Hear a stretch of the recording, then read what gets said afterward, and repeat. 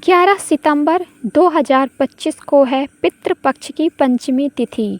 और आपको बता दें कि पितृपक्ष और श्राद्ध पक्ष चल रहे हैं और ऐसे में आप लोगों को छोटे छोटे से उपाय करने चाहिए। आपको अपने पितरों को खुश करने के लिए उपाय करना चाहिए, क्योंकि अगर आपके पितर आपसे खुश हैं तो आपकी सभी मनोकामनाएं पूरी होने वाली हैं और आपको कभी भी कोई दोष नहीं लगेगा। तो हम ऐसे ही छोटे छोटे से उपाय लेकर आए हैं। आपके पितरों से जुड़े हुए उपाय लेकर आए हैं, आपके धन से जुड़े हुए उपाय लेकर आए हैं। आपके घर में बीमारियां रहती हैं तो बीमारियों के लिए भी हम उपाय लेकर आए हैं। तो वीडियो को लगातार देखिएगा, वीडियो को लास्ट तक देखिएगा, ताकि आप लोगों को एक एक बात समझ में आ सके और आप लोग हमारी वीडियो का लाभ उठा पाओ। तो हम बात करेंगे हमारे पहले उपाय की। हमारा जो पहला उपाय है ये आप लोगों के पितरों के लिए है, क्योंकि पितृपक्ष की पंचमी तिथि चल रही है और पंचमी तिथि में आप लोगों को कौन सा उपाय करना चाहिए ये आप ध्यान से सुन लीजिएगा। तो सबसे पहला जो हमारा उपाय है, आप लोगों को जली हुई रोटी का उपाय करना है। कौन सी? जली हुई रोटी का उपाय। हाँ, आप लोगों ने अच्छा सुना और सही सुना है, जली हुई रोटी से उपाय आप लोगों को ये उपाय करना है। तो करना कैसा है देखिए, आप लोगों को 2 रोटियां बनानी हैं। 2 रोटियां आपको बनानी हैं और उनको ध्यान से सुनिएगा। जब आप उनको सेकेंगे तो एक साइड कच्ची रखना है, एक साइड पूरा जला देना है, काला कर देना है सेंक कर, और एक साइड कच्ची रखना है।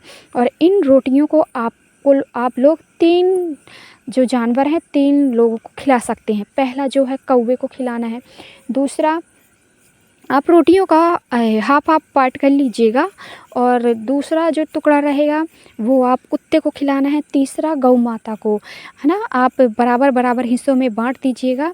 और जो आप कौवे के लिए रोटी के टुकड़े डालेंगे तो यहाँ पर छोटे छोटे से टुकड़े कर लीजिएगा और उन रोटियों के टुकड़े को आप अपने घर की छत पे फेंक सकते हैं।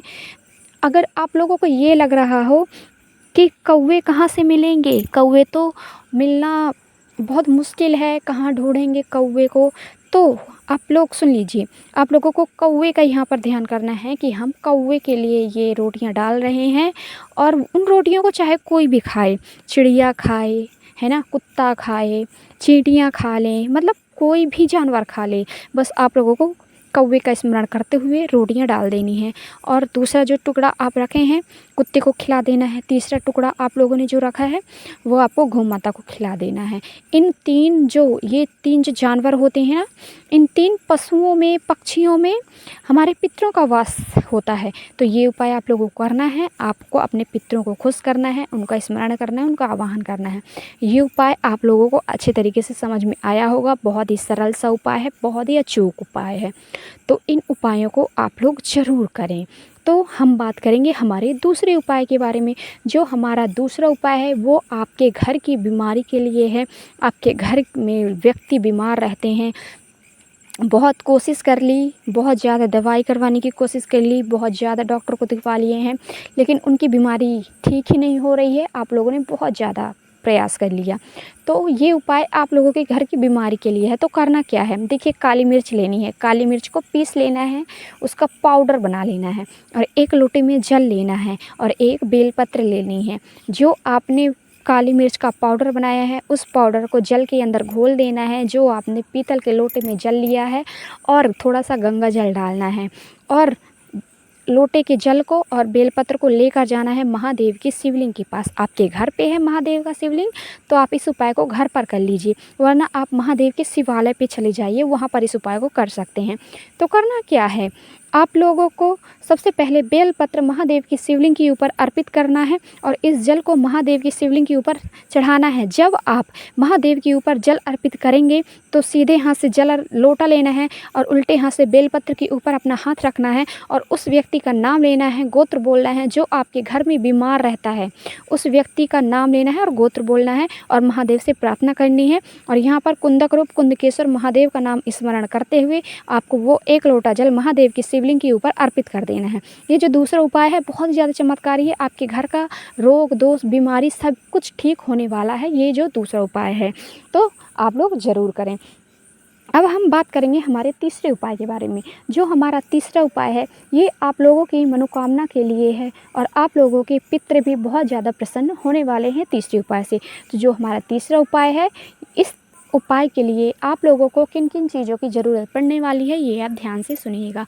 ये जो हमारा तीसरा उपाय है, इस उपाय के लिए आप लोगों को यहाँ पर लेना है पीला चंदन। पीला चंदन लेना है। गीला पीला चंदन है तो आप ले सकते हैं, सूखा पीला चंदन है तो उसका पेस्ट बना लीजिए। और क्या लेना है, यहाँ पर एक बेलपत्र लेनी है और एक लोटे में जल लेना है। शुद्ध जल पीतल के लोटे में लेना है और जाना कहाँ पर है, महादेव की शिवलिंग के पास आप लोगों को जाना है।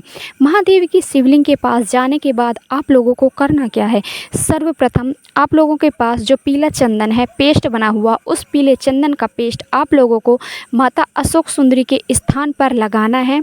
माता अशोक सुंदरी का स्थान तो पता है ना कहाँ पर है, अगर नहीं पता है तो आप मेरी वीडियो ध्यान से देखिएगा, वहाँ पर आपको मैं बता दूंगी कि माता अशोक सुंदरी का स्थान कहाँ पर है। तो माता अशोक सुंदरी के स्थान पर आपको पीला चंदन का पेस्ट करना है और महादेव की शिवलिंग के ऊपर पीले चंदन का पेस्ट करना है।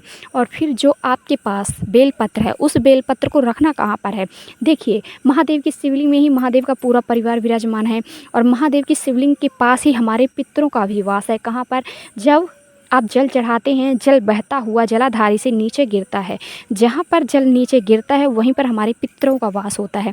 तो वहाँ पर आपको बेलपत्र रख देनी है और जो आपके पास एक लोटा जल है उस जल को महादेव की शिवलिंग के ऊपर अर्पित करना है, चढ़ाना है। और जल बहता हुआ जलाधारी से डायरेक्ट उस बेलपत्र पर गिरेगा जहाँ पर हमारे पितरों का वास है। आपके पितृ बहुत ज़्यादा प्रसन्न होंगे, खुश होंगे, आपको ढेरों आशीर्वाद देंगे, आप पर कभी भी कोई भी कष्ट, कोई भी संकट नहीं आएगा। तो ये था हमारा तीसरा उपाय। तो तीसरा उपाय आई होप आप सभी लोगों को समझ में आया होगा। अगर कुछ भी डाउट है, कुछ भी प्रॉब्लम है मेरी वीडियो से रिलेटेड, मेरे उपायों से रिलेटेड, तो आप लोग कमेंट में ज़रूर पूछिएगा, मैं आप लोगों के कमेंट का ज़रूर से जवाब दूँगी।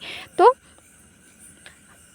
हम बात करेंगे हमारे चौथे उपाय की। हमारा जो चौथा उपाय है वो आप लोगों के घर के धन की वृद्धि के लिए है, क्योंकि अगर जिसके पास धन नहीं है तो आपका कोई भी काम संभव नहीं है। जिसके पास धन नहीं है उसके कोई भी अपने नहीं है। तो हम आपसे बात करेंगे चौथे उपाय की। चौथा उपाय आप लोगों की धन की वृद्धि के लिए होने वाला है। तो चलिए हम बात करते हैं हमारे चौथे उपाय की। तो चौथा उपाय आप लोगों के लिए है किन किन चीज़ों की ज़रूरत पड़ने वाली है। देखिए यहाँ पर आपको केवल एक ही चीज़ लेनी है। वो कौन सी चीज़ है, कमलगट्टा। कमलगट्टा का दाना लेना है यहाँ पर और उस दाने को लेकर आपको जाना है समी वृक्ष के पास। समी वृक्ष के पास आपको जाना है। इस कमलगट्टे के दाने को समी वृक्ष के पास आपको अर्पित कर देना है। माता लक्ष्मी का स्मरण करना है, उनका आवाहन करना है और इस कमलगट्टे को अर्पित कर देना है। ये उपाय करते हैं तो माता लक्ष्मी आपसे प्रसन्न होती हैं, खुश होती हैं, आपको कभी भी धन की कमी नहीं होगी। तो हमने कोशिश किया है कि आप लोगों को हमारे चारों उपाय बहुत ही अच्छे तरीके से समझा सकें। अगर कुछ भी प्रॉब्लम हो, कुछ भी डाउट हो तो आप लोग हमसे पूछ लीजिएगा। तो हम मिलेंगे हमारे नेक्स्ट वीडियो में। आपका दिन शुभ हो, आपकी रात शुभ हो, मंगलमय हो, यही कामना रहेगी मेरी हमेशा ईश्वर से। हर हर महादेव, जय शिव शंभू, जय हो भोलेनाथ की।